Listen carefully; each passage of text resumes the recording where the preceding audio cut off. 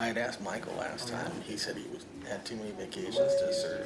I knew he'd say that. So, is that what did you ask him? No, but I knew he'd say that. Oh, Zelinski, Yeah, yeah. yeah, because it can't be alternates.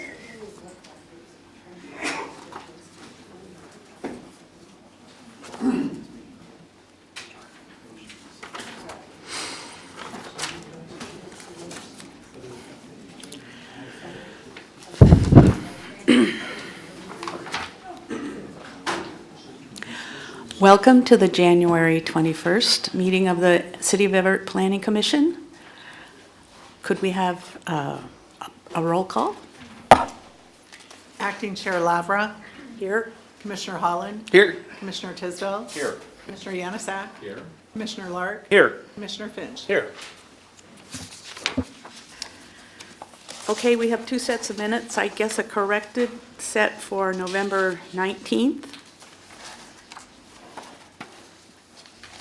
Has everyone had a chance to review those?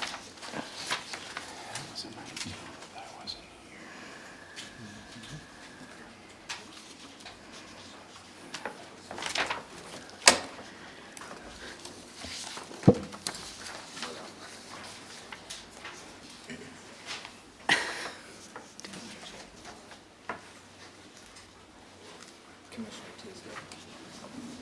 Commissioner Yancey. Yes. I have reviewed those. I'd move approval. Second.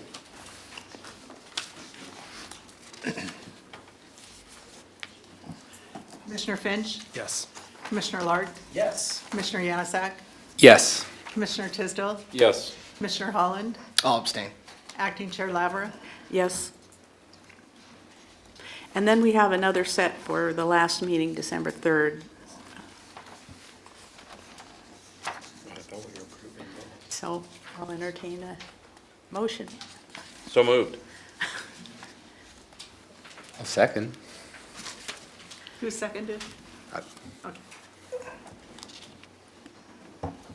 Commissioner Finch, Abstain. Commissioner Lark, Yes. Commissioner Yanasak, Abstain. Commissioner Tisdale, Yes. Commissioner Holland, Yes. Acting Chair Lavra. I'll say yes, even though I wasn't there. Do we have four people? Do we need a Yes. quorum We to have approve? enough. There's four. Okay, well then I'll abstain. Okay, Well, 4, including you. with you, Christie. okay, so I'm going to approve. I lost count in there. Let's see. So now, do we have any reports? I'm not going to call on everybody unless they want to say something. Okay, so moving on to staff comments. Alan Giffen, Planning Director. No comments tonight, other than to just remind you that in 2 weeks, we'll meet again to talk about some of the same topics that are on your agenda tonight. Do we have any citizen comments that do not apply to the agenda items? Please come forward and state your name and address, please. Yeah, my name is Earl Hall, and I live at 3425 Colby, and this is just sort of a general observation. When we went through this whole supportive housing, in residential area type things, I think the Planning Commission probably, and I sort of went along with it, probably overstepped the bounds a little bit in that they sort of made the decision, no, we don't want this. Then it went to the City Council, and they said, maybe not, maybe we do. Let's look at an alternative. And unfortunately, there was an alternative before the Planning Commission that didn't really, it would have been better if we just said, hey, as a Planning Commission, we don't really want this, but if the City Council wants this, here's what we recommend as an alternative. My understanding is sort of up in the air right now and probably not going to happen, but just next time we're sort of put in this position of, hey, give us some feedback, I think it should be, you guys make the decision, you're the City Council, that's your job. We recommend your decision be this, but if you decide not to do that, here is some input that we've had, through our process. Just wanted to make that as an observation for future times this happens. Thank you. At this time, it is our duty to elect officers for the coming year. Shall we start with chair, or I guess we'll start with chair. I'd like to nominate Mr. Janacek. Can I just, there's several members who are not present. Does that mean that they're not available for consideration? I don't know. Well, that's a good question. You know, teach them to skip out on meetings. I would say that I don't think there's any protocol that we have about electing members who are not present, but it's up to the discretion of the commission. Chris had some input. Well, you told me that you talked to Mr. Zelinski. No, I did it last year, and he was, had too many vacations planned. He didn't think that he could serve, so I didn't reach out to anybody this Oh, okay, particular okay. year, so, yeah. But I think Adam would be a great commissioner, or chairperson. You're already. I would second that or third that. Do we have any other nominations? Well, I was going to nominate Mr. Zelinski, but he has indicated, Yeah. I don't think that'd be probably appropriate if he's not here to respond, and it sounds like maybe in the past he's weighed in, but. And I don't know if you had reached out to No. Catherine. to I see if haven't she reached was- out to okay. anyone, unfortunately, until I got here. So I guess if you're not really comfortable with doing it, Adam, I would just I would recommend that we just have Catherine serve again. And Well, did he That's- say he that's up to wasn't you. comfortable? Well, no, I'm just saying. I mean, you know, does anyone know what her position on that is? Has anyone No. inquired or asked? No. Well, it's typically been a year, right? And- Yeah, I don't know. I served for 3 years, so. Oh, did you? Yeah. Was that long? Yeah. But that's So, because we didn't. but yeah, have that. rotation I think is good to have. Yeah, mixes it up. I do too. I think it's good to, I mean, everybody here has a lot to offer in their different capacities, but it's just a thought.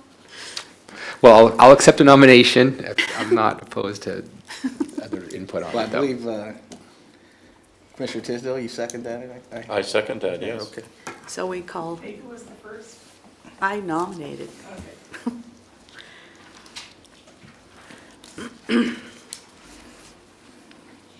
Commissioner Finch? Yes. Commissioner Lark? Yes. Commissioner Yanusak? Yes, yes. Look at that enthusiasm. Commissioner Tisdale? Yes, Commissioner Holland? Yes. Acting Chair Lavra? Yes. All right. Would you be gracious enough to serve as? I would be Adam's vice chair if you want me to. I would move that. I'd second that. Commissioner Finch? Commissioner Lark? Yes. Commissioner Yanusak? Yes. Commissioner Tisdale? yes. Commissioner Holland? Yes. Acting Chair Lavra? Yes. So Okay. do we don't need to move then? Not today, not today. You don't have to move. I'm ready to chair this meeting, so I'll let you off today. Thank you. So you'll be 13 months. I'm sorry? Okay, moving onward, we move to rethink zoning with Mr. Stahlheim. All right, thank you. David Stahlheim, Long Range Planning Manager, and that was a good start to tonight's meeting, so thank you. So tonight we're gonna, as we did actually at the beginning of December, starting to get more into the details, and nothing can be more detailed than giving you maps and use tables. And so tonight we're gonna talk about the draft land use and zoning maps and the use tables that we got out to you. Just give you an idea, a little bit of the briefings tonight. We're going to do the land use map and the zoning map, Chapter 5 uses. Dave Tyler is going to walk through the chapters related to land division. Then we'll come back and circle back on the Heights chapter that we briefed you on at the beginning of December. So you have a few briefings in your future. So kind of looked at all the code things, and these are not all the chapters in the code, but these are the ones that are really of more substance and issues that we want to brief you before we prepare the final code to head into hearings. And this includes things like specific use standards. These are miscellaneous standards, non-residential standards, commercial. So these are design standards for commercial buildings and industrial buildings, lot and building placement. So things about setbacks, building placement in terms of step backs of buildings, modulation, articulation. We're going to talk a little bit tonight about some of the use tables, particularly the residential things. There's a lot of things, a lot of standard or proposed uses that are really dependent on these two chapters, Chapter 8 and Chapter 9, the residential and the multifamily standards, which we have not drafted. We want to have more public input before we get that to the Planning Commission. But a lot of the uses are really dependent on these design standards, and we've talked about this before, and the importance of those standards and how they might fit within the neighborhoods. Doing a retooling of Chapter 26 under historic resources. We have street and sidewalk standards, nonconformities or nonconforming uses. Kind of doing a revamp of our landscaping, screening, and trees. Right now we have airport compatibility standards. We're proposing to add also port and Navy compatibility to that chapter. And then one of the things that's in a separate title of our development codes right now, Title 15, is our local project review procedures, because we'll have tried to make that a little bit more easier to use and simplified, and that's where a lot of the criteria that we'll have for land use decisions will be. So a few briefings. These will be kind of scheduled probably through the month of May. So really this first half of 2020 is kind of what we're looking at in terms of trying to space these briefings out for you. So to give you a sense of where we are with the project, we're kind of in what I call the phase 2, the code drafting. We spent a year or so in concept development, and we've been working on, Dave Tyler and myself and others with internal reviews with code drafting and briefings and early public input. We're just kind of at the beginning stages of that, as I just showed in that last slide of all the other briefings that we'll have to do. Once we kind of get through that phase, we'll kind of go into code testing. So these are things that we do both internally and externally, where we take sample projects and we test it against the code and make sure we can find things and things are not in conflict with each other, and it works. And we'll have some workshops and additional briefings as we go into that. Then the final phase is looking at the summer through winter, the end of this year, going into public hearings and action. So that'd be both the Planning Commission and City Council. And along the way, you're going to get more briefings in City Council, but we're also stopping and doing briefings with City Council, so they're not all of a sudden getting a whole package at the end of this. And right now we have tentatively scheduled a briefing with Council on the same thing that we're about to cover here. We'll be doing that on the 29th of this month. So with that, kind of want to walk through the draft comprehensive plan land use map. One of our objectives really in rethink zoning is really to minimize the land use map changes. And so a land use map change is changing single family to multifamily, for example. As you recall, last year we streamlined the land use map from 30 some land use designations down to 7. And so what we're trying to do is minimize those changes so the fundamental land uses aren't going to be changed. As we've gone through the zoning maps, however, we have identified about 28 site-specific ones. And so you have a report that you've gotten for all those. 25 are really considered minor, reflect current conditions. And 3 also reflect current conditions, but are a little bit more of a more significant shift in land use. 2 of those are in areas that currently are zoned residential, but I don't remember in the 80s or 70s that the clinic office overlay was put in place. 1990. 1990. So it allowed expansion of clinics and offices in residential zones near downtown there. And so some of those have really substantially changed away from residential. And so we're proposing to change 2 areas to commercial designations. And 1 area is part of a historic overlay, proposing to shift that from multifamily to single family. So as you look at the map right now, the current comprehensive plan, so these are the designations that we have. Part of the idea of simplifying the land use map is to really try to articulate the vision, and all the areas in yellow are single family land use designations. The areas in brown are multifamily. The areas kind of in pink are commercial zones. And then Metro Everett down here. And then we have industrial zones, kind of the green areas. And then we have what we call local resource lands, which can be anything from agriculture to parks to some open space areas that we have in that. So the draft land use map looks like this. And so as you see the differences between these two, you see a few things changing, but not significantly. And so the overall vision really of land use within the community doesn't change that much. I think the one thing that really pops out more is actually us changing the land use designation of the wastewater treatment facility from local resource lands to industrial to really reflect what really happens there. And that's really one of the bigger areas that pop out when you cycle there. The areas, and again, Exhibit 3 in your attachments kind of walk through all 28 of these and the reasons that we saw for changes of that. There's I'll call out these 2 areas. First is the Norton Grand area, going from multifamily to single family in that area.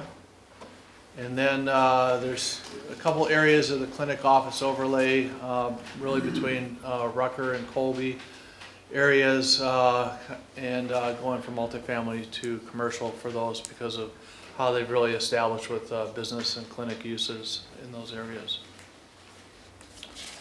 So I'm going to shift to now the more substantial part is the draft zoning map.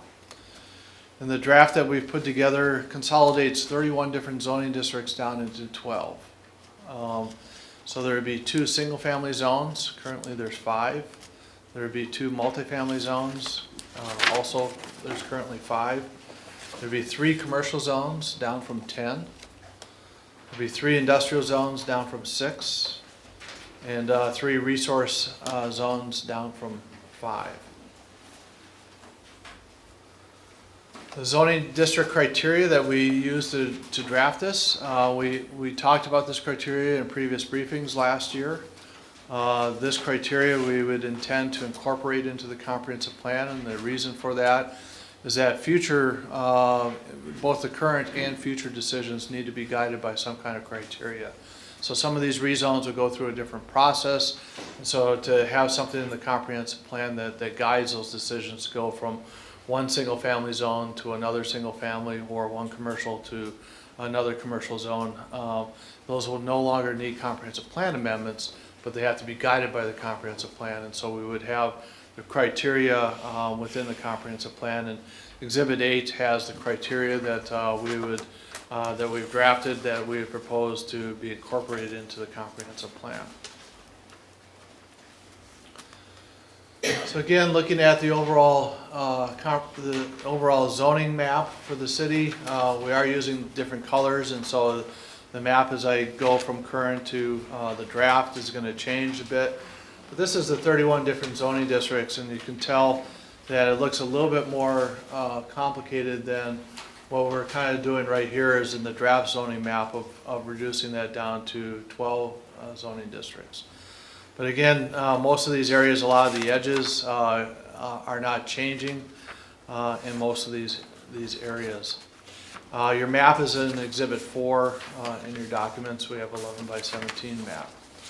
So I'm going to quickly kind of walk through each one of these zones and kind of give you a sense of what the zones are. Again, these are mostly the same criteria that we walked through last year with you. And so the first one is, we'll walk through some of the single-family zones, and first one being the urban residential 1 zone. So this is your larger lot. Prevailing lot sizes are larger, 10,000 square feet, typically not with alleys, hillier terrain. As you can see in some of the images, looking at traditional single-family dwellings, looking at some single-family attached when we get to the use tables, and some cottage housing, accessory dwelling units, and corner lot duplexes when we think about the housing types that might be allowed within those areas. 7,000 square foot lots, 2.5 story maximum height, traditional front yard setbacks of 20 feet within those areas. When you look at the map for this, so using the criteria, what we've mapped out in large measure is the areas along the bluffs, kind of out towards, as you head towards Mukilteo. Some of the areas down in the south end, around Silver Lake area, and also a little bit up on the north end, up in here. And so those are the areas that we've identified for the urban residential 1 zone. So as we start moving up in the different categories, the urban residential 2 zone. So this is going to be, again, areas that are characterized by older single-family neighborhoods. These are going to be typically smaller lots, so the historic development pattern is smaller. Often, most of these areas would have alleys.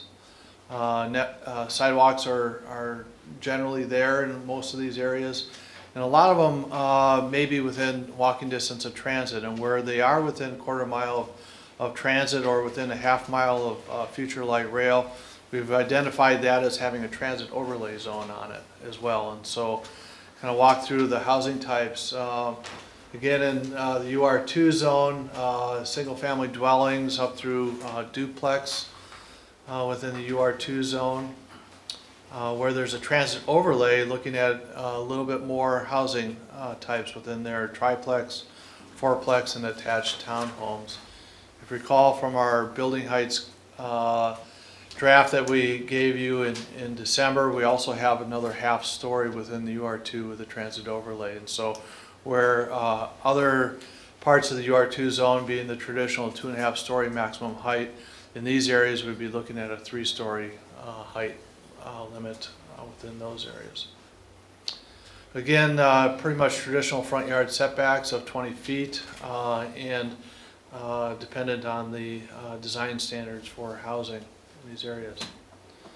So much larger area within the single family zones here, in large measure along up in North Everett and along the corridors within south of downtown. These are all existing single family zoned areas, and looking at that as part of the map for this area.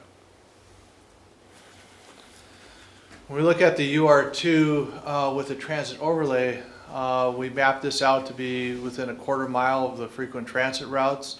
Frequent transit we identified as Route 7 for Everett Transit and Swift for community transit, and within a half mile of future light rail stations. As you can see, the map is not exactly a quarter mile. It zigzags in and around, and the reason that it does that is we went in and looked at the sidewalk network in a lot of those areas, and we found that the sidewalks were missing in quite a few of those areas. And so we found that the sidewalk network was incomplete, then we pulled that boundary back entire towards the corridor.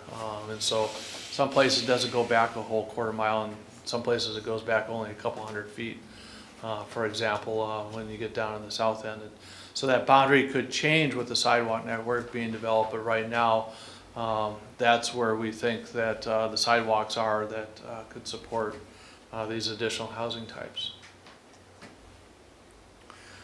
So when you put those two UR1 and UR2 zones together with the transit overlay, again, it covers a large part of Everett as part of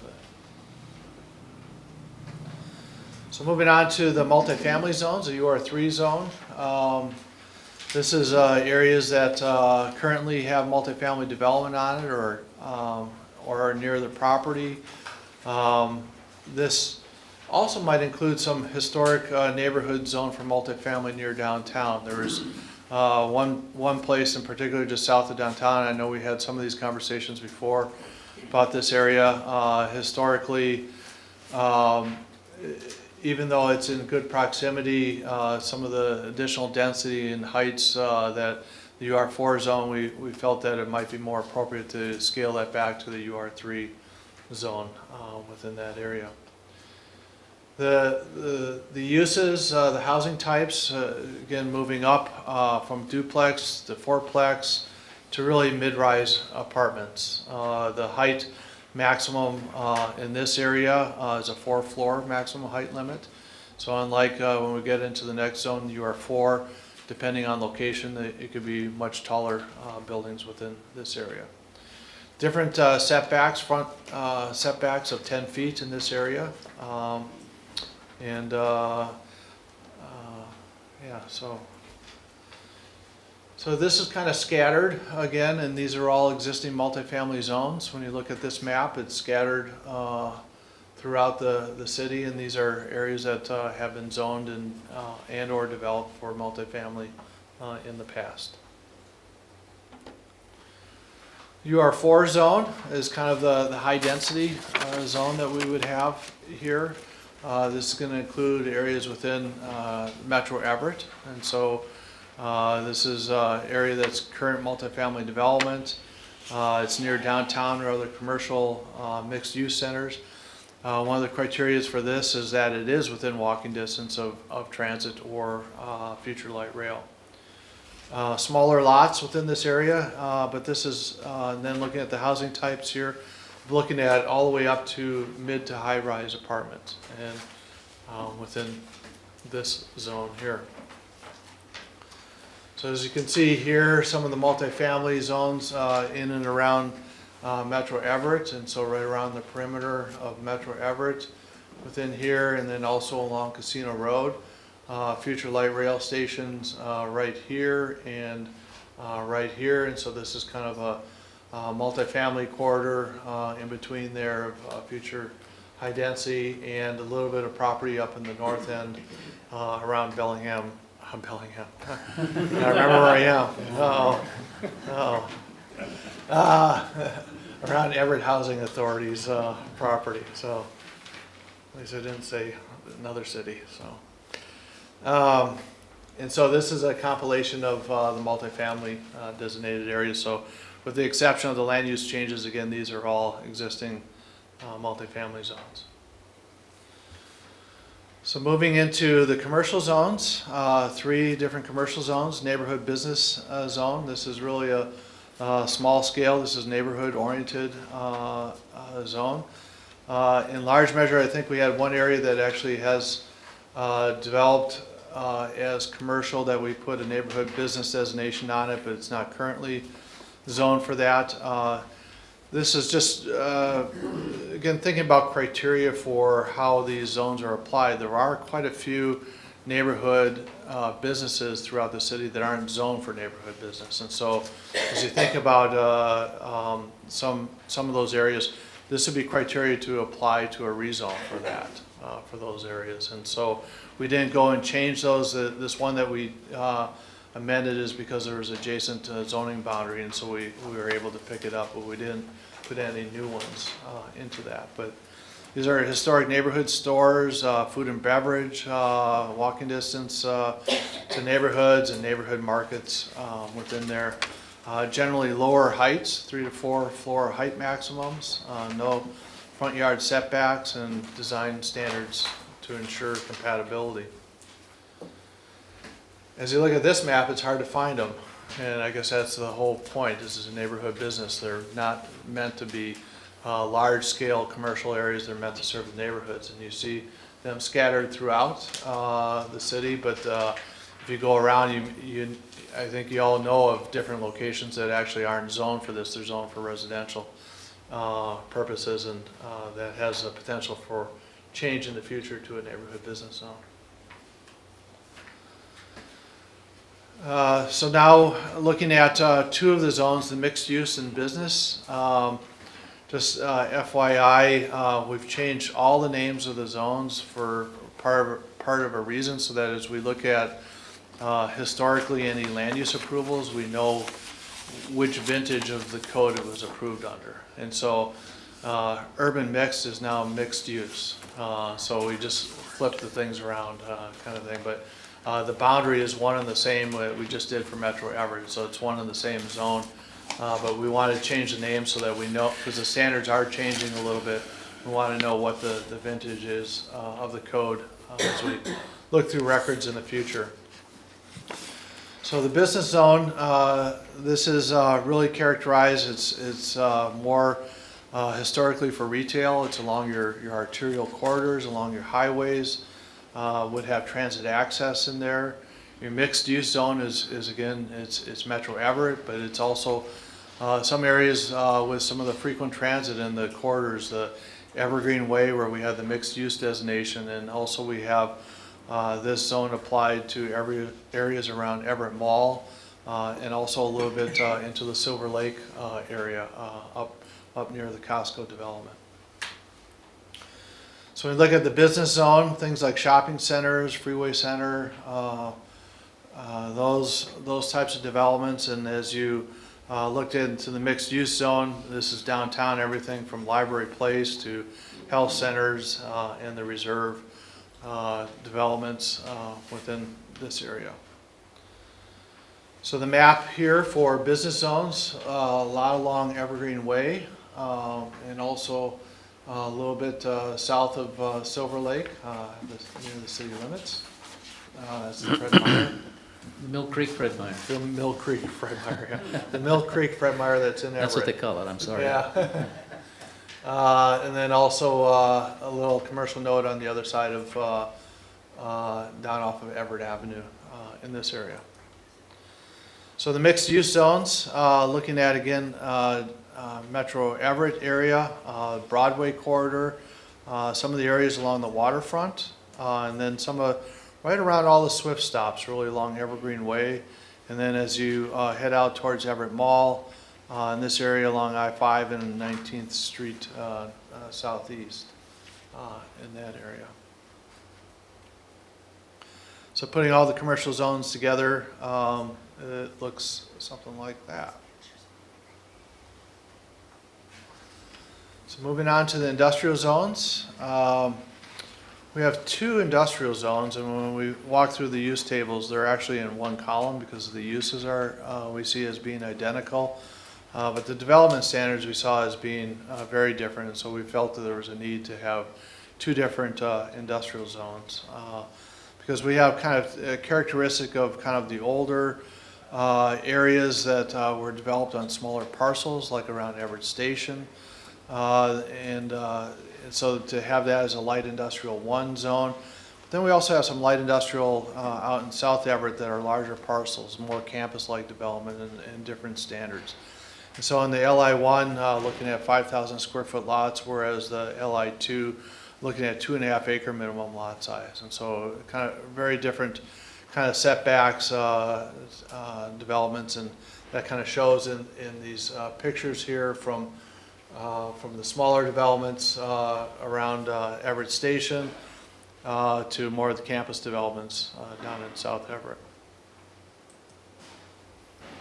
So the light industrial zone, again, down here in Everett Station, and a little bit up here as well along East Marine View Drive, and a little bit again down in down the end of Metro Everett.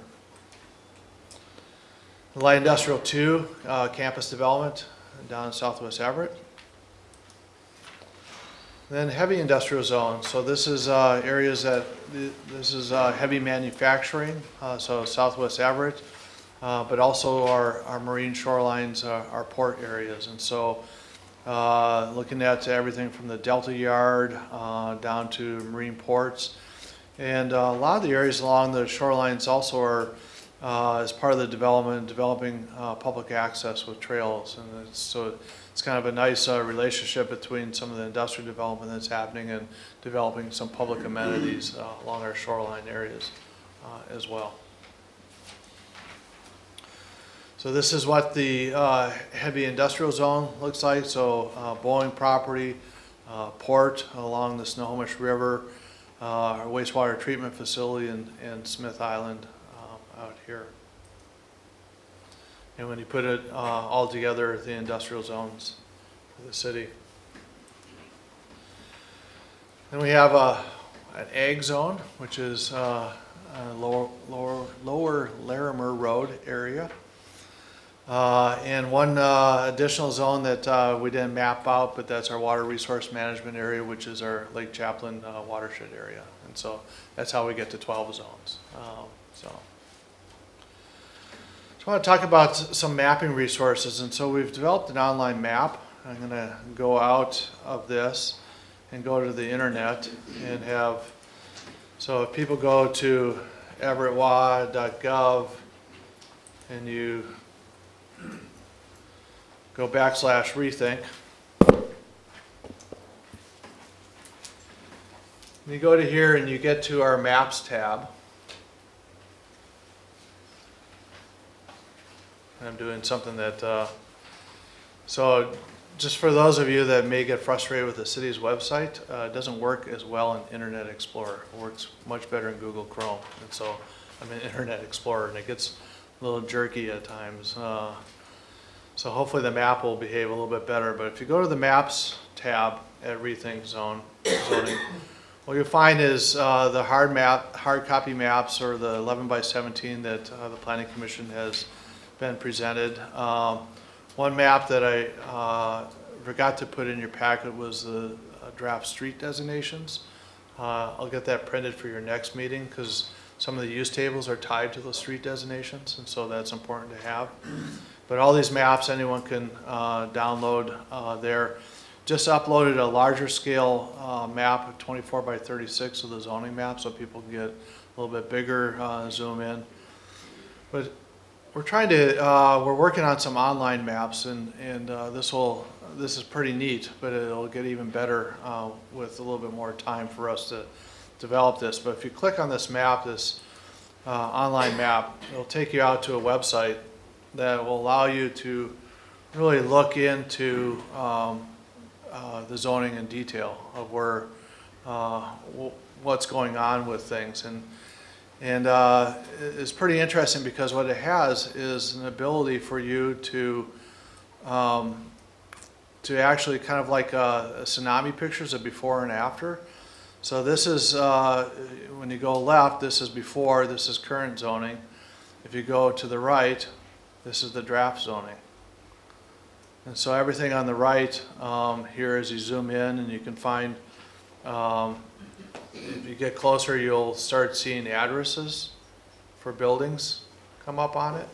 So you can see exactly where it's at, and you can see what the zoning is that's proposed in the area. And so you can see how we were so creative where we changed the UM zone to the MU zone. But as you go further south in some of these areas, you can look at these changes.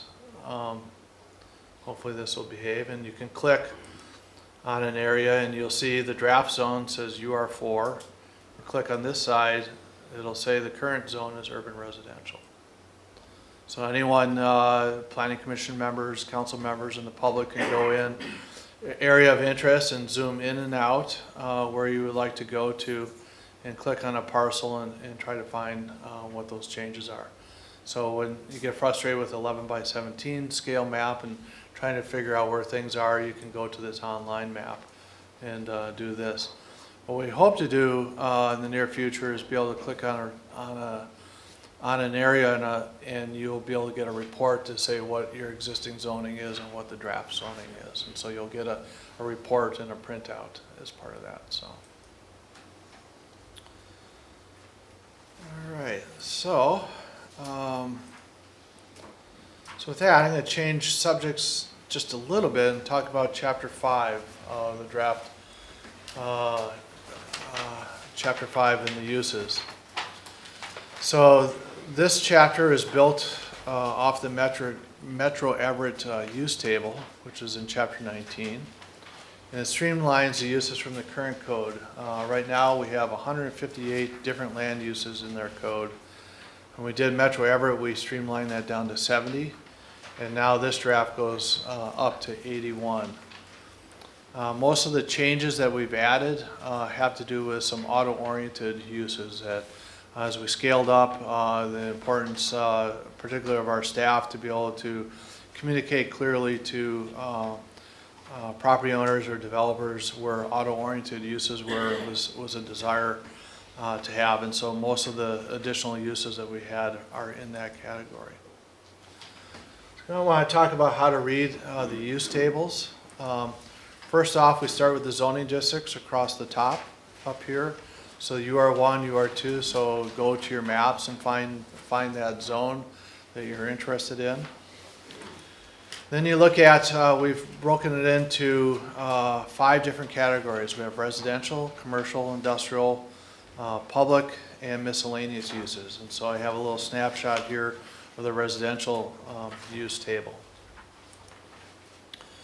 Next is the actual uses. So here we're looking at everything from bed and breakfast to duplex dwellings.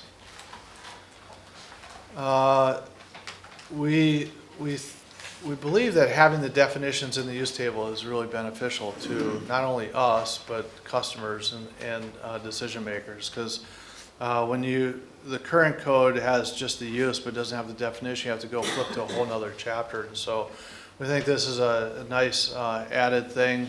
We're thinking about doing it only for temporary as we go through this new code, but we really think in the long term it's really helpful to have it here. And so we're talking about leaving the definitions within the table so that you can see exactly as you go across the table what it is that's defined.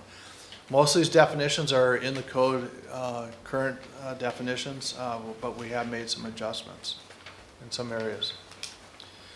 When you look at the letters in the table, P means it's permitted. That means there's no notice that's required unless there's an environmental review that is triggered. But in general, I would consider anything with a P meaning permitted. That means we're not notifying neighbors as part of that proposal. A, administrative, means what we call a review process 2. That means that we do put a sign on the property and we notify the neighbors. And it's a planning director decision based on criteria. C is a conditional use that would require a public hearing in front of the hearing examiner. And if the cell is empty, it means it's prohibited. So as you're reading all these tables, just keep all that in mind as you're going across. We also added special regulations out into the right-hand side. Again, I copied a section here that clearly shows what we're doing as a work in progress. See EMC 19.08.XXX. All those XXXs will have to be filled out before we go to public hearing. And also we have to write Chapter 8. So, and those things are important. So as you go through these different uses, as you go through these standards, but realize that that whether you agree with it being permitted or administrative in this category is contingent on those standards, just flag that in your notes, and so we can come back to that. And so as you look at those development standards, you think about the importance of how that development standard influences where this use should be permitted within this table. So I want to make sure that you look at that. The other kind of special regulation are footnotes. And so we have a little footnote for that. At the very end of the table, there will be notes that have other regulations or restrictions or expansions of that. So for example, in the UR1, I pointed to here the duplex dwelling in the UR1 zone. Footnote 3 says it's allowed only on corner lots. So we have a restriction. So this is consistent with what we talked about last year. In the UR1 zone, not duplexes allowed everywhere, but they're allowed on corner lots subject to design standards. And so that's how we've drafted this table to get you there. So again, chapter 5 is still a draft. All those references have to be filled out. Special regulations have to be done as part of that. Probably one of the last things that we'll be doing is all those references to sections. So until we really have some agreement from the commission and council of what we're doing in the package to make all those references, because they have the potential to move. And so we're, Dave and I are just kind of working through this where we just highlight them all, and it's just going to be one of those tasks that we'll do at the end to make sure all those references get to the right place. Okay, so when both Dave and I and staff internally are drafting all these use tables, we really tried to try not to make changes in policy of where things were allowed or not allowed. Of course, we're taking 31 zoning districts and going down to 12 and reducing the number of uses. Things have changed, and so I want you to look at those use tables with fresh eyes and go through them, type of thing, everything with fresh eyes. But as we went through this, there's a couple things that we want to kind of call your attention to that we've drafted as we see as potential policy shifts from current code. First is bed and breakfast inns. There was a restriction that bed and breakfast inns could only be allowed if they were in a historic home, on the historic register. So if you're in the UR1 or UR2 zone, you have a nice home with a view, you couldn't do it unless it was a historic home on the historic register. And so we've had inquiries from people wanting to do bed and breakfasts, and they couldn't do it because the code was so restrictive in that event. So we've drafted it where that restriction goes away, but it requires a conditional use permit in a public hearing. So as you look at those use tables. I already talked about a little bit the single-family attached townhouse and single-family zones. We've been talking about that for the last year about other housing types. This is something that is really subject to additional design standards that we have to work through. Same thing with cottage housing in single-family zones. These are small homes within the single-family zone. For group housing is everything from senior care facilities to other kind of special housing situations. And we had a very convoluted different definitions all over the place. And so we started thinking about how can we do things a little bit differently. And so we looked at some other code examples and we from other communities, and we kind of drafted a version that we think makes sense at least from our perspective. And we base it basically on the number of residents within it. And so it's kind of scaled from up to 6, and then up to 12, and then above that. And so we have it in 3 different areas.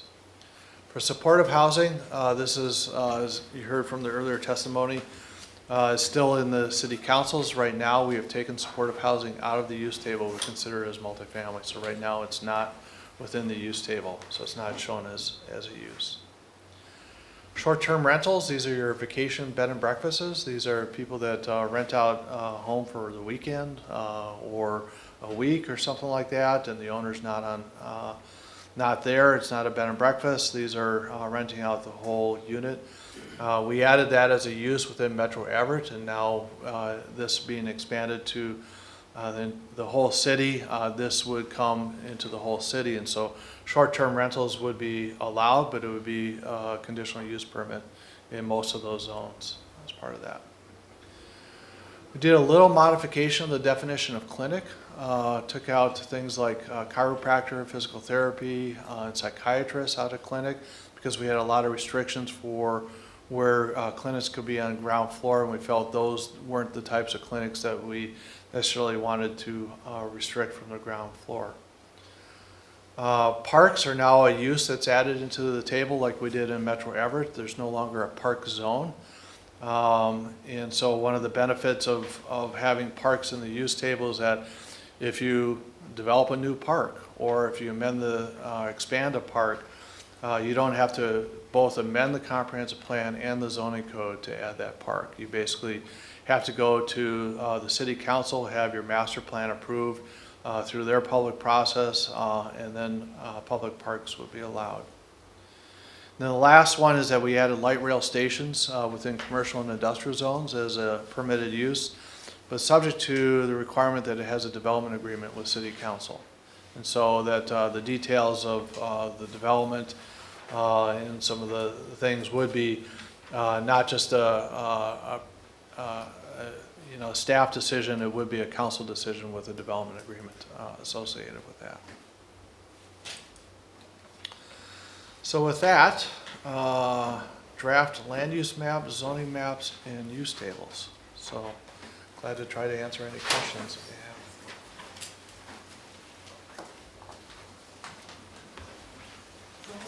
Oh, I just have a quick question about the short-term rentals. I know it's authorized here in the metro, but do you have any cap on what percentage of the building can be basically an Airbnb? Or do you plan on putting that in at all? It actually, well, it's the whole unit. It's when they're renting out the whole unit. Yeah, well, say if you have a multifamily building and you have, your like, all your apartments are Airbnbs, short-term rentals, like, that's basically a hotel. And is there a cap on what percentage we may have in a multifamily? Or if you have multiple rooms in your house, or you have a duplex or triplex and two of them are Airbnbs, do we plan on putting a cap in at what percentage of the building in a single-family residence or in a building that's designated really to be housing, but can have short-term rentals? Do we have a cap on how many units can be occupied and doing that at a time? We have not drafted that, but if you look at the use table, for example, in the multifamily zones, in the UR3 zone, it's an administrative process, and so that would be subject to review and notice. But in the UR4, which is our highest density, it would be permitted right now. So that's how we've drafted it thus far, so with no caps. Okay. David, I have another question related to the short-term rentals. Are those considered an Airbnb type of thing? And the reason I ask is it looks like it's for the residential zones. It's allowed through a conditional use permit only. So I'm just curious if that's what it is considered, where you can rent your room or house out through an Airbnb type of situation. And I mean, is the city going through and seeing where these things pop up over the city and saying, hey, you don't have a license? Or because it's my understanding that as long as it's less than 30 days, I think it's 2 or 3 total units that you're doing, you don't have to get a state business license or anything else like that. So how would we monitor that to ensure that they were getting a conditional use permit? I guess is my question. No, that's a great question. If you do a Google search for short-term rentals in Everett, you'll find that they're already here, all over the place. Some cases, it might be somebody renting out a room in their apartment, or it might be somebody renting out a 6,000 square foot house with a great view of the Puget Sound. And that's probably more of a concern as the frequent turnover in people occupying homes in single-family neighborhoods in particular. But if you have an apartment and you're renting out a room, we don't view that any differently than a roommate situation. Sure. And so that's not something that we'll be regulating. So it's really when somebody's renting out an entire dwelling as a short-term lodging situation. And it's intended not so much to collect revenues, but to just regulate the impacts, primarily parking and people coming and going in a neighborhood that is intended not to really be a commercial entity or enterprise. Great, thank you. Any more commission questions? I just have a procedural question. There's a lot to digest here, and we're going to be coming back to this in 2 weeks as well. Right. Is there space and time for additional review, like on my own time, and recommendations for changes to be submitted to the commission on this, on slight tweaks here and there, or for it to be discussed later, or is what we just kind of, or where we're at, just kind of the review of what's going to be going forward? Yeah, well, with introducing this to you tonight, it's really to give you a really high-level overview on the structure and the nature of some of the changes. And so we're hoping that in 2 weeks, if you had a chance to review some of this, and if you have questions or some suggested changes, that discuss them before the commission, and it wouldn't be your last chance. And so there'll always be more opportunity as we work this between now and the time that the planning commission takes action, sometime probably late summer, early fall, that we would encourage you to make tweaks as you see appropriate. Yeah, just a couple more questions on a different topic. So the group housing, I see there's a whole host of different definitions there. And I have two questions related to that. The first one is for the temporary shelters in tiny home communities. Looks like there's 90 days you can do a tiny home community. How are we regulating tiny homes throughout the city? I know state law prohibits you from banning them from a mobile home park or an RV park or whatever. How are we treating tiny homes throughout all of our other zoning districts that aren't temporary housing? Yeah, actually, it's really fresh on my mind because I was working on the tiny home standards today in the chapter 13. So first off, a tiny home, in order to be considered a dwelling, the State Building Code Council has to adopt tiny home standards, and I'm not aware that they've done that yet. And so if they do that and adopt standards, then they would be considered a home just like a regular single-family residence. And they'd have to meet all the standards of the underlying code. One of the things that the legislation that was passed last year makes us do is that we have to allow tiny homes to be put into approved mobile home or manufactured home parks or RV parks. And so people could, if let's say a manufactured house or home moved out, a tiny home could move in to that. We can require that it has a toilet and a shower, or it has community facilities. And so, and I think fairly shortly I'm going to bring you that chapter 13, and it'll have those standards for those types of things in there. Great. But we're also then, we have homeless encampments and things that are really truly temporary, and they're, you know, it's meant as a temporary thing, and so we'll have standards for those as well. That actually we currently have code language for that stuff. Right. And then I know the state, every year they continue to, on this group housing topic, continue to come up with different group housing types. That anyways, that we in Marysville seem to be getting a lot of calls on. And I see you got a bunch of different definitions, which is great.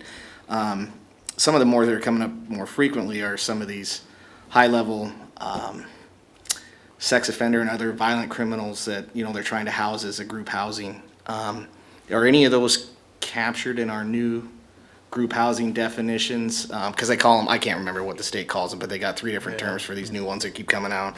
And they're basically forcing them into communities, which is, you know, can be very impactful. So I'm just curious if legal's had an opportunity to review our definitions and make sure that we're not precluding some type of a protected class of any kind as we move forward. We have not done legal review, first off, on any of this stuff. We do have in the use table a secure community transition facility, so that's one of them that would be allowed only in industrial zones. But our intention in the group housing was actually, thing that we put in there, it says it's a state licensed facility, and so if there's a state licensing, and so we're trying to do it based on the number of residents. And so every time they come up with a new term or a new agency that's supposed to administer that license, we didn't want to have to amend our definitions for that. I think there's another one, extended living facility or something like that, that they've come up with that we might add into these definitions. But the intention when Alan and I put together the group housing was really based on how many residents, because they all have the same characteristics, really, in our estimation. So. Okay, great, thank you. I think earlier I said up to 12 individuals, and I'm sorry, I'm looking at the definition, it's up to 16. So we went up to 6, and then 16, and then over 16 is how we categorized them. That's all. That's it. We had one member of the audience who had expressed an interest in commenting on agenda items 1, 2, and 3. Is it Jean Hewitt? Do you want to wait till the very end, or? Sure. Okay, because it all kind of flows together, so I thought if that's all right.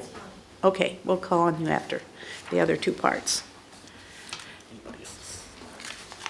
So moving on to, I guess, does anyone else want to talk at this point? Okay, One more quick comment on this, I'm sorry. Anyways, a lot of work put together. It's great. I think we're moving in the right direction. I'm just real anxious to see, my only concern is the different type of land uses in the R1 and R2 zones and, their housing types or whatever. So I'm anxious to see when the design standards come out and all that. So, but I think we're going in a great direction and a lot of great work. Thank you. Thank you. Yeah, just give you a little idea of sequence of things is that we actually got a state housing action grant from Department of Commerce through legislative appropriation. And so I have consultants that are going to be working with us on some of those design standards. And so we anticipate going out sometime in February for a little bit more public input on some of those standards. And then looking at work sessions scheduled the month of March with you, your meetings in March to actually work through those residential standards. So we know that's a real critical component to all this. So we'll spend quite a bit of time on that.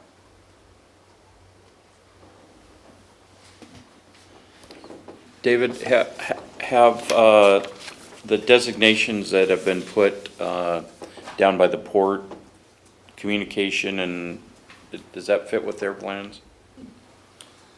I saw Laura here. If she'll probably from the port. I mean, we just got this out last week. I mean, you got it at the same time as the public got it. So I mean, we're talking about. I mean, all these things. I think people need time to review it and digest it. So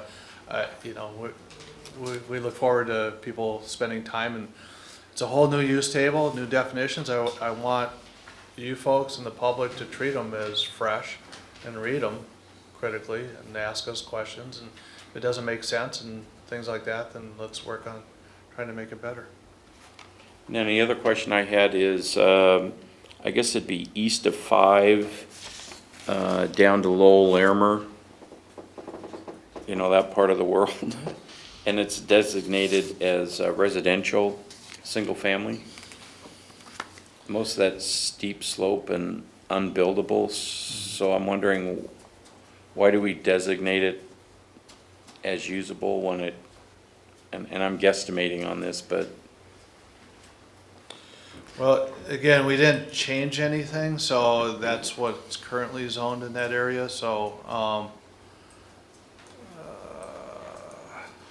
By designating it as for a specific use, doesn't mean that it's usable. If it's critical areas that are too steep to develop or have wetlands or springs in the hillside, they may not be developable no matter what we zone it.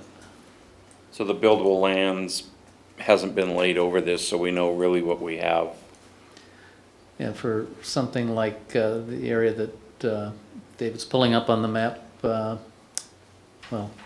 a little further south there, and that's, I guess, the slow internet that you've got there. But yeah, there are zone residential, but very limited development potential. But if it's not publicly owned, we can't designate it as unbuildable. And there may be opportunities for somebody to transfer development rights from a site that's too steep or too impacted by critical areas to where they could get additional development capacity somewhere else in the city and sell their rights to somebody who wanted to take advantage of those rights. And then the last, has an analogy been done on the PSRCs? You're going to take this amount of housing. Has that been put into this? No, that's not factored into this exercise. Will it be before we get the final product? Not before we get the final product for this code. That's a separate process that we're going to be, in fact, it's on my list of work program items to talk about a little later this evening. Thank you. are we ready for land division? Good evening. David Tyler, planning staff. There we go. And quite simply, land division is division of a parcel into lots, tracts, or other parcels. And so what I'll do tonight is just walk through the various types of land division applications that we see on a regular basis, and then also summarize the proposed changes to what is now Title 18 land division regulations, which will hopefully, when we're all done, be merged in with Title 19 zoning. So example here is pretty basic two-lot short subdivision or short plat. And so this is about as easy as it gets. These are two oversized lots, full frontage on a public street. So no special access restrictions or anything like that. Next example is a 5-lot short subdivision with a private road access. And so this is a road that extends off the public street to serve all of the lots in the development. You can see these lots are fairly small. And this one is rather extreme case because in addition to the basic zoning allotment of 4 lots, there's another lot being added here through a transfer of development rights for a property that was considered under a reasonable use provision. And so the development right was severed and then transferred to this property. So there's one extra unit here, which makes site planning a little bit of a challenge.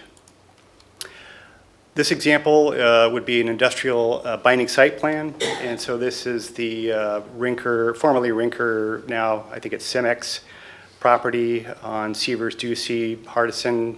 It's the old gravel mine, which is being slowly, systematically redeveloped over time. And this is one of the more recent phases of that. So industrial binding site plan is just basically a division of industrial property with an overall site plan. This is not a division at all. This is a boundary line adjustment, but is addressed through our land division regulations. And so this would be a simple adjustment to a property line whereby, maybe a couple of neighboring property owners agree to trade or to sell, a small piece of their property. There are lots of different configurations where this happens, but sometimes somebody's been using a piece of property for a while, and then the neighboring property owner just agrees to sell it.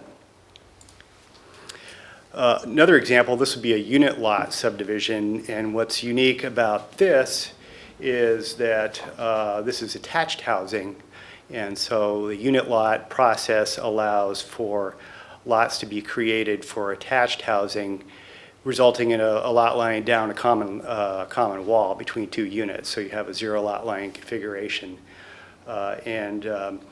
The individual lots aren't regulated as, must meet zoning or, those other standards. We look at the site as a whole through the unit lot process, kind of like a multifamily project. So the end result isn't much different from what you get without a land division.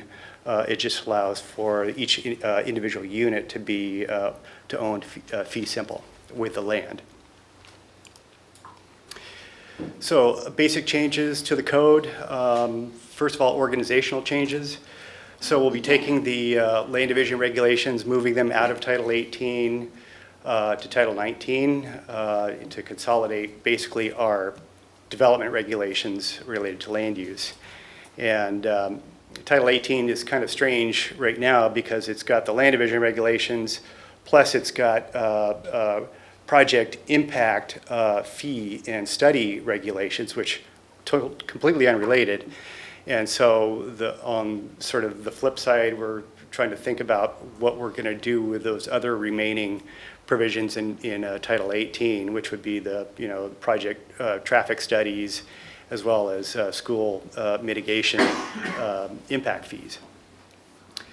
We'll be moving the lot and landscaping standards as well as other zoning standards which are in the land division regulations to a more appropriate location in the zoning code. So the current land division regulations have basically absorbed a number of zoning requirements over the years, and so the intent is to simplify the land division part of the code, keep it related to subdivision, to surveying and recording and improving the lot to the point where it can be sold.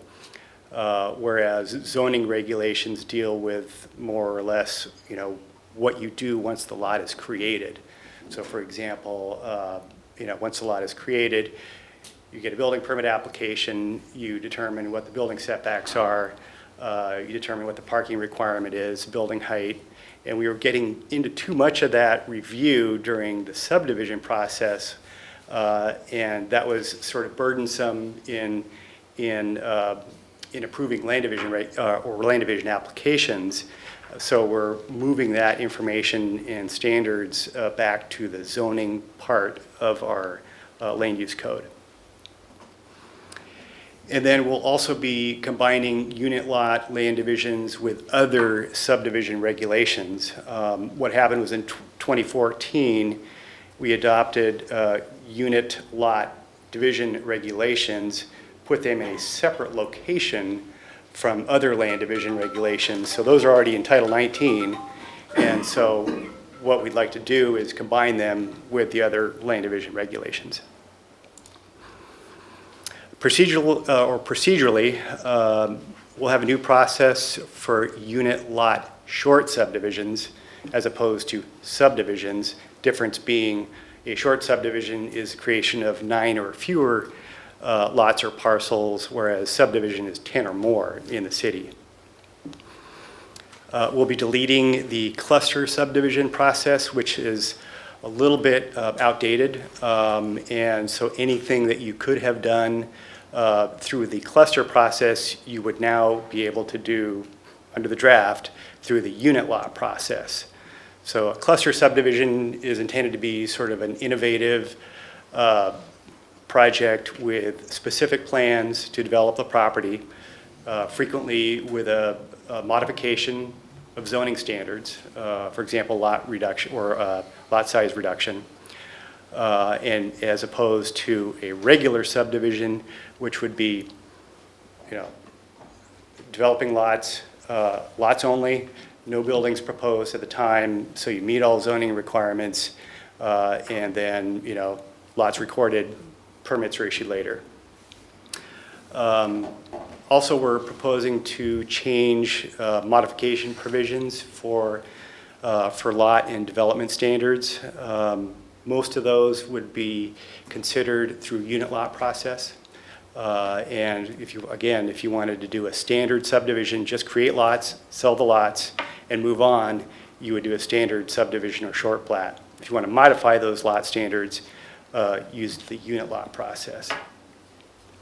And then variances, really no change other than the review level.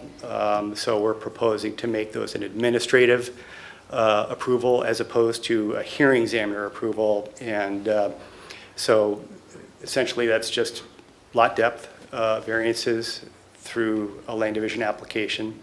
And then when you've got 2 houses on one lot, and there's no more houses or development being proposed, but you need variances for each of those lots because you can't meet lot size, you can't meet setbacks, then you can have a variance request approved by the city administratively as opposed to having it heard by the hearing examiner. So those are the key differences. Now, development standards. Probably one of the biggest changes is really more of a philosophical change, and that has to do with public roads versus private roads. And so right now, sort of the default position or the default requirement is you build a public street. So you want to create lots. The default standard is public street is required, but you can apply for an exception to build a private road if you meet certain circumstances. And so what the city is proposing is to say, no, we're going to flip that around. The standard now will be a private road. However, the city can require a public street if these certain circumstances exist. One of those, and most obvious, being If you've got a road end, you've got another road end on the other side, and then you're developing in the middle, the city can request that the two roads be connected through the site. So that would be potentially a public road. And the other part of that is, over the last few years, I think we've approved maybe one new public road out at Riverfront over, say, the last 6 years, something like that. There just are not a lot of large tracts or parcels left where you're going to come in and do a traditional subdivision of single-family lots. And so we're going to see a lot more of the little onesie, twosie infill short plats where it just doesn't make sense to do public roads. So private drives would be allowed if a public street is not required for a through connection, essentially. And then the traffic engineer or city engineer would weigh in on that decision. So our proposed standards are, and I won't get into the details in the table here, this is a result of several meetings with Public Works, traffic, and then the fire department. But basically, your private road standard is a function of the number of units that are being served and whether it qualifies or is required to be a fire lane access. And so here you've got 1 to 2 dwelling units. That would be the smallest street, private drive access A, and then B would be 3 to 9 units and so on. And then we've also, at this point, tied these standards to very specific drawings as opposed to putting them in code with all the specifications. What we'd like to do is provide proper references and linkages out to what those actual standards are. So, for example, many of those detailed design requirements are in the city's design and construction standards. And so that would look something like that, where you have a standard drawing number 303. This would be a private access drive for a short plat. We don't want that to be in the code just because it's probably too detailed. So we'll provide a reference or a direct link out so that people that are interested in knowing what type of road they have to build for a short plat, they can find that information. So that's kind of a navigational tool. There'll be a new land division option as under number 2 here for unit lot short plats. We currently do not have that option. That would be basically the flexibility option where if you wanted to do a small infill short plat, but you wanted to do a townhouse, a 2 or 3 unit townhouse, where those lots in the back are attached housing. This process would allow that, subject to a site plan review. And then there would be stronger maintenance provisions, mainly through HOA provisions. Right now, the only real HOA language that we've got in the land division code is tied in with unit lot subdivisions. This would provide some new criteria that say that if you've got common improvements, or common private improvements, such as a public road and something else, such as common open space, common recreation facility, common drainage facility, then the maintenance obligations would be bound up in a HOA, and they'd have to form an HOA and record those documents as part of the plat process. So as far as the effects of the changes, again, very little land left, so we're not expecting a lot of big subdivision projects like we got back in the 70s and 80s. I think we'll probably see what we've seen over the last several years, which is a lot of the little infill short plats, 2, 3, 4 lots. And so our tools need to address that. We'll also be needing to deal with new housing types, assuming that some of the zoning changes the city has drafted to date are approved. So there might be some, some duplexes or some single-family attached that we need to evaluate through land division.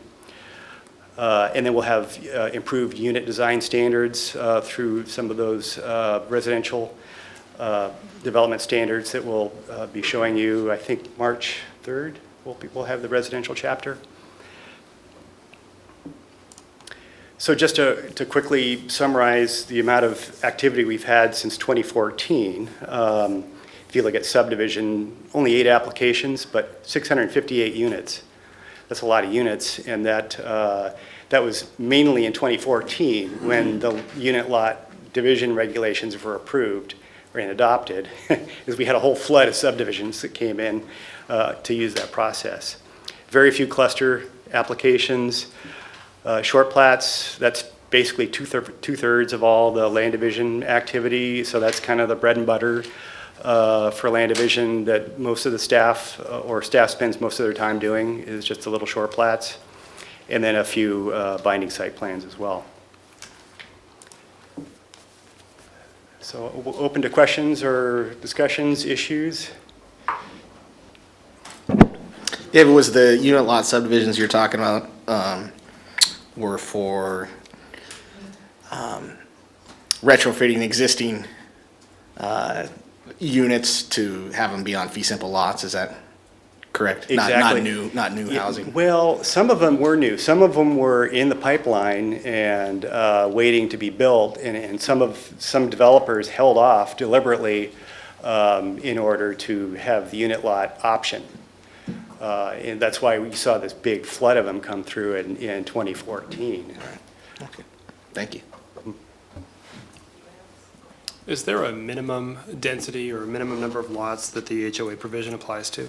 It's not based on lots. It's based on, A, having a private road, which is held in common ownership, and B, having one other commonly owned private facility. So yeah, it's not tied to number. But Okay.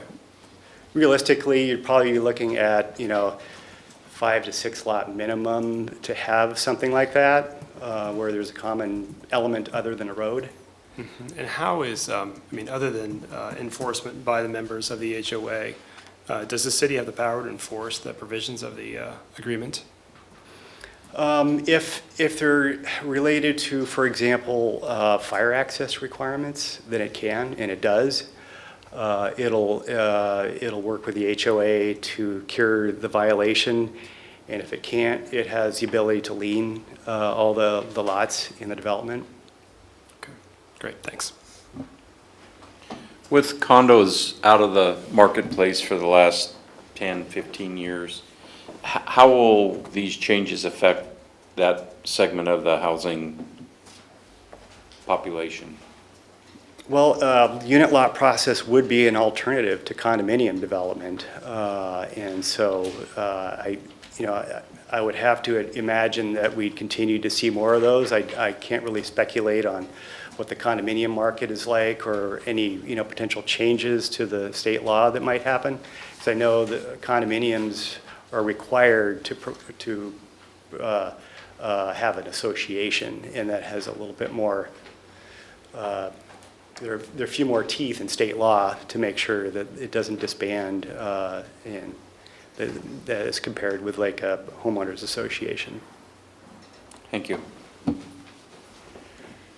Any other questions from the commission? Okay, thank you, David. So moving on to building heights, I guess. Where's that? That guy? Oh, okay.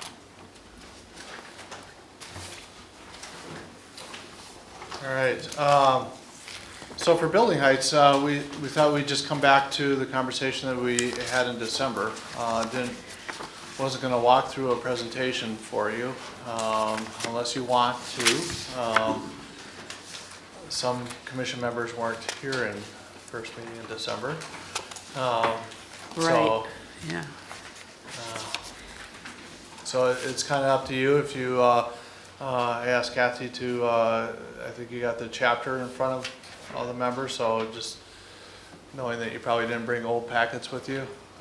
So you have the the chapter. It's actually dated the 15th, just, it's, the only difference is that, and we have that in the memos, that we have suggested a little adjustment to the definition of base elevation to kind of take out that filling and grading that you had a comment from Mr. Koenig about.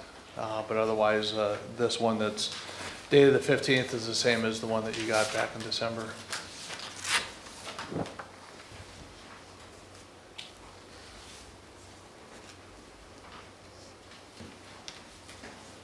David, I didn't have a chance to review the new memo from Mr. Koenig yet, but in scanning it, was there anything different from his presentation from the last meeting that you recall? No, I think it's one and the same. Okay. From the last one. There was this, he had some comments. I don't think he read all the details of the Heights chapter. When we do have measuring in the single-family zones by floor and by feet, and so that is in that.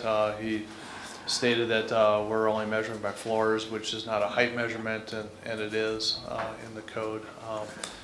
But he also, he supported the change in the definition in his memo. He saw that, but he is advocating for lower heights in single-family zones. Okay. Thank you.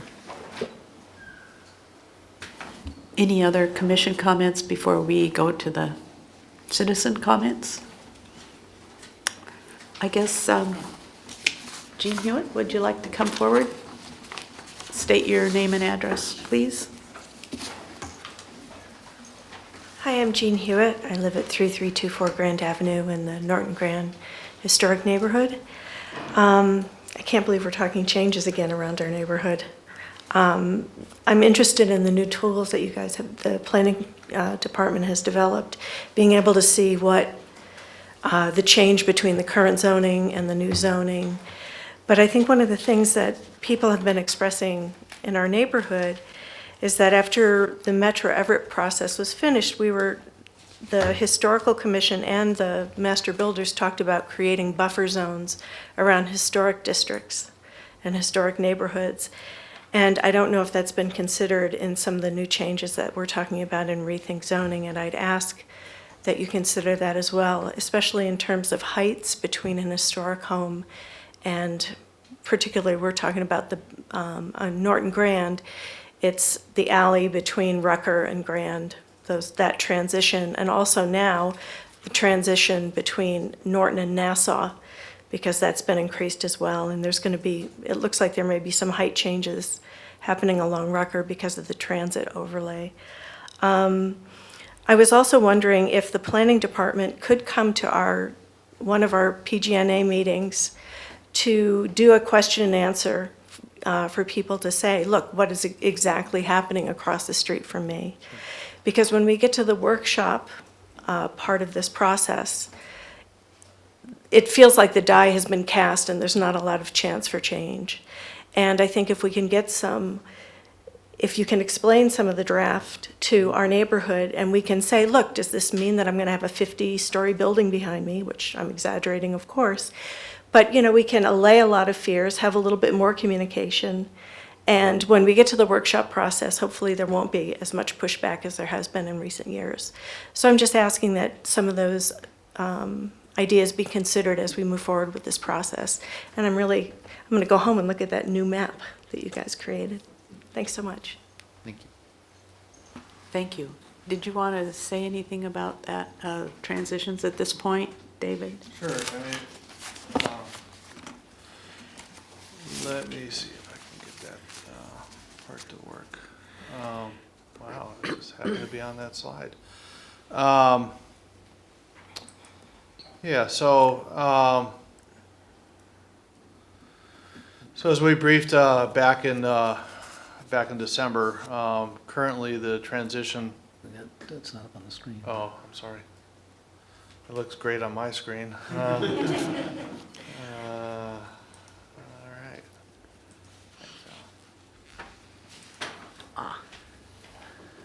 All right. Currently, currently, in our code, we have three different approaches really to height transitions from residential zones. We have it, one approach along Evergreen Way, one along Broadway, in the mixed-use zone, and one in Metro Everett. And so what's drafted in the Heights chapter, chapter 22, most closely resembles what's in the Broadway mixed-use zone. So what it is the height can match the adjacent residential zone, and that goes from 35 feet to 150 feet, depending on the zone. And so in here, for example, here's a single-family zone. If the height in that single-family zone is 35 feet, then you go back this column C distance. You're going to go back whatever that distance is, and so let's say it's a mixed-use zone adjacent to UR1 or UR2, you're going to go back 50 feet from that property line, and you're going to have to match that height of that zone. So whatever that the height is of that zone, and then you can start going up, and this is the same as we have in a few of the things up to the maximum height. And so you go, and at a certain point, column D is where you can achieve your maximum height distance. So, so you look at what the development site is right here. So if that's a commercial zone, you look at what the adjacent residential zone is. You look at the heights there and what that distance is of how far you have to match that height. So you get to match that height of whatever that is. So if this height is a multifamily zone that allows 4 stories or 5 stories, then you get to match that height. You don't have to go lower. Our current standards actually require someone on commercial property to build shorter than they can in a multifamily zone. So what this draft is that it will match that adjacent zone, and then you can go up there. This does not address any of the other design standards, and those are going to be in the non-residential and residential. So there's a lot of other issues about what happens in the backside of the property in terms of the appearance of the building and dumpsters and screening and things like that. This is only about that bulk and the mass of the height of how that is. So when we look at some of the details of what happens on the backside of buildings, that'll be in those other chapters.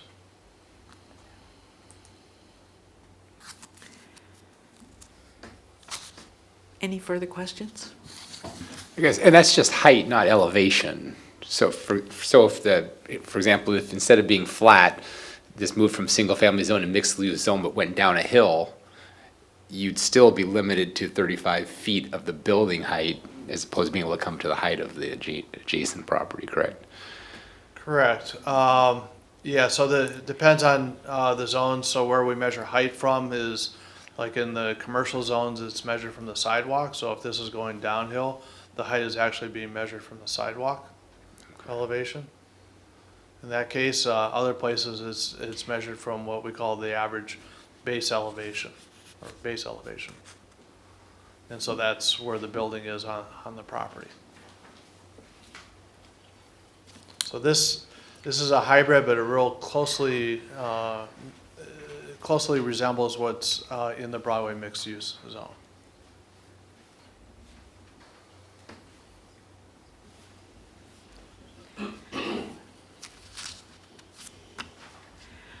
I think at this point, we're ready to move on to our work program, unless anybody has any more questions.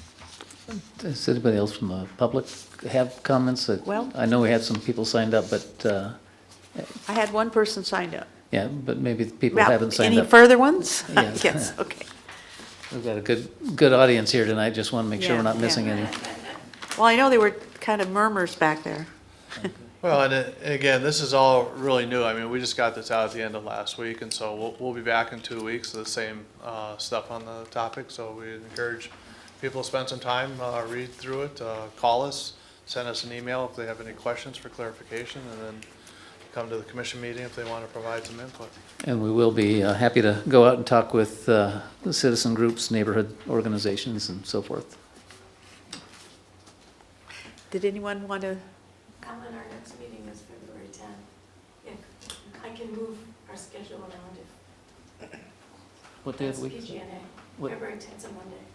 Monday? That should work. That's the Port Gardner Neighborhood Association. Right. Right, yeah. That should work. So I guess no further comments from the public? Okay, I think we can move on. Okay, Alan Giffen, Planning Director, for your 2020 work program, I've got a page and a half at the end of your packet that talks about some of the things that we anticipate you will be working on. And I'm not going to talk really in much detail about any of those unless you have questions. We just covered rethink zoning. Obviously, that's going to be probably the biggest work program item for this year. In a parallel effort, we're looking at establishing a more comprehensive housing strategy called Rethink Housing, and we will have some more work around that in the coming months, where we'll have Becky McCrary will come. She's presented here previously, our housing program manager in the department, and some of the work around different housing types that very much related to rethink zoning.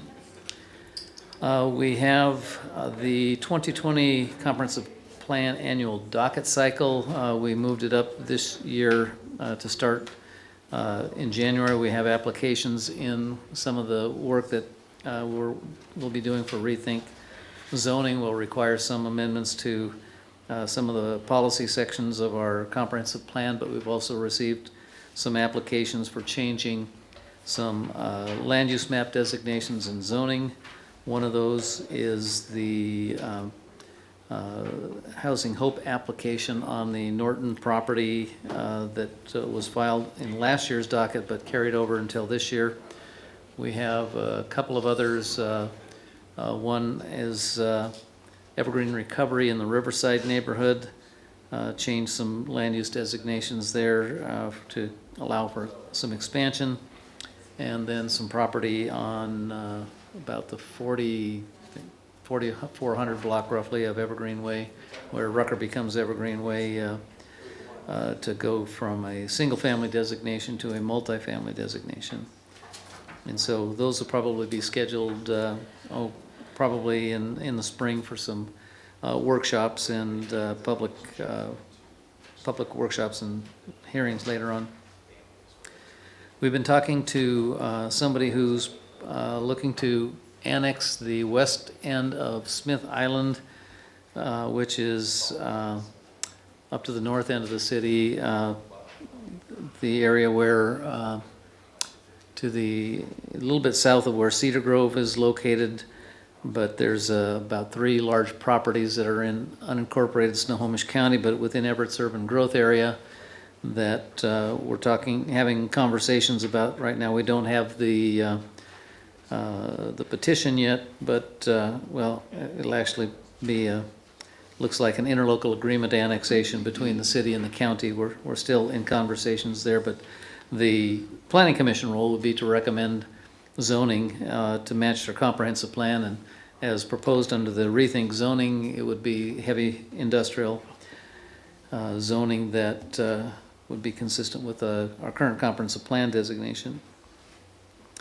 We're going to begin doing a little bit of light rail extension planning work with Sound Transit, probably the second half of the year, extending from Linwood up to Everett. And so Sound Transit is trying to hire consultants in the first half of the year and get them on board. And not sure that we're going to have a whole lot of information to share with the commission about process this year. It's probably mostly getting organized this year, but where we do have some opportunities for feedback, I'll be briefing you on those efforts.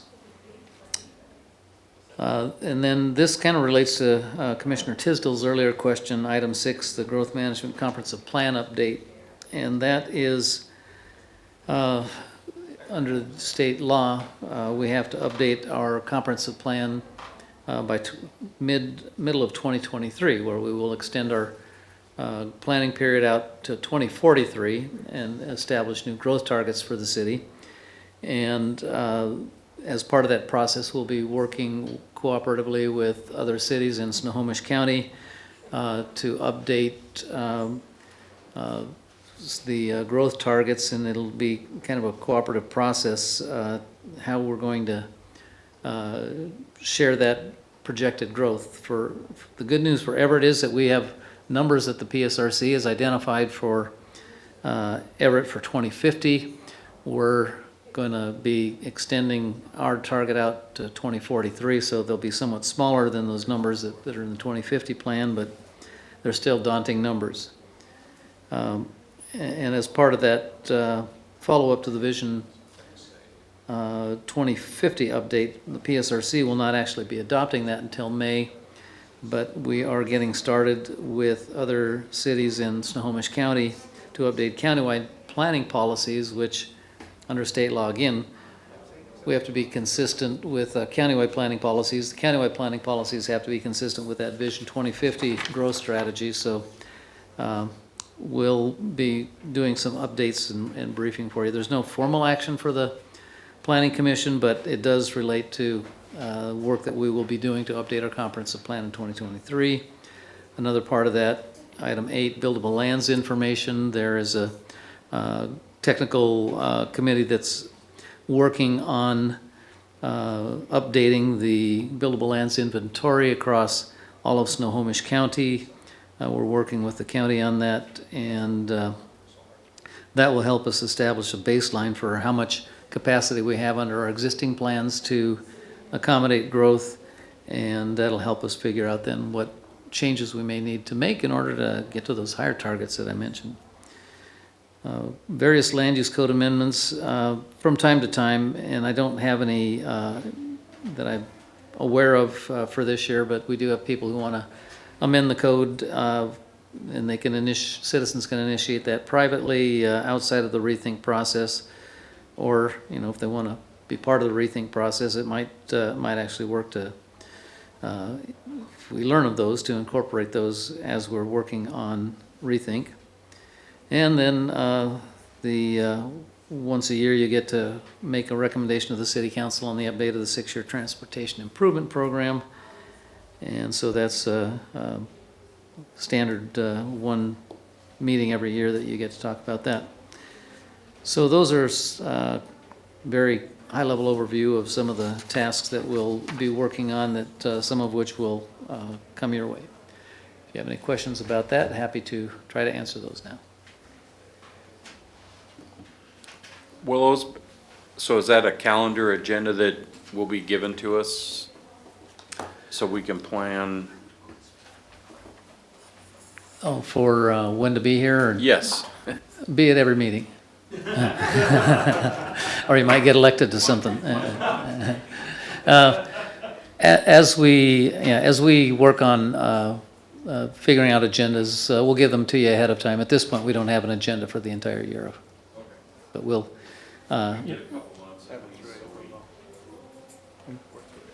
Yeah, we have something through April that we'll get to you.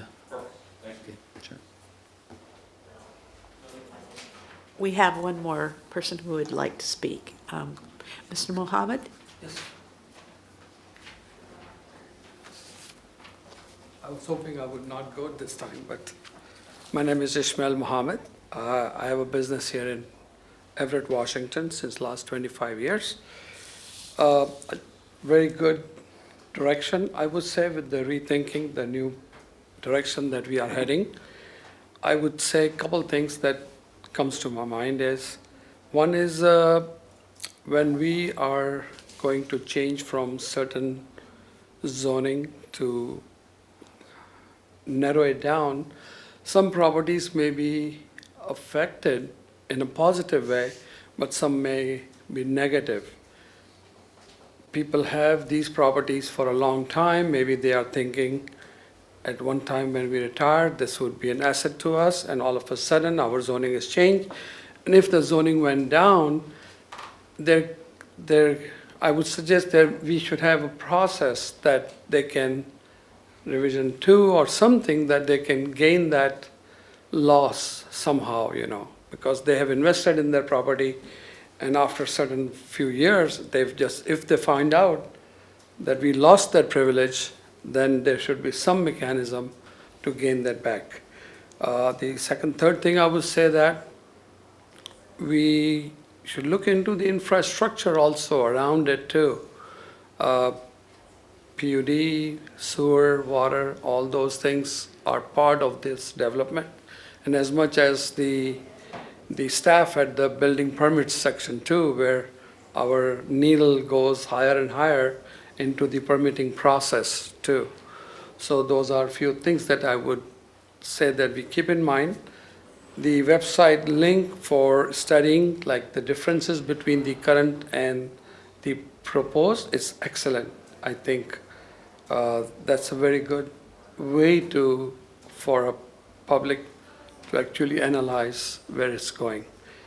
I hear that the setbacks are going to be 20 and 10 feet, but how about the side setbacks? Are those going to be affected in the UR 1, 2, 3, whatever change is going to be? But I think that would be on the map, which for me, I can study it at home. But overall, I think it's a good direction. Thank you again. Thank you. Any other comments? Nothing from staff. Okay, looks like we're adjourned.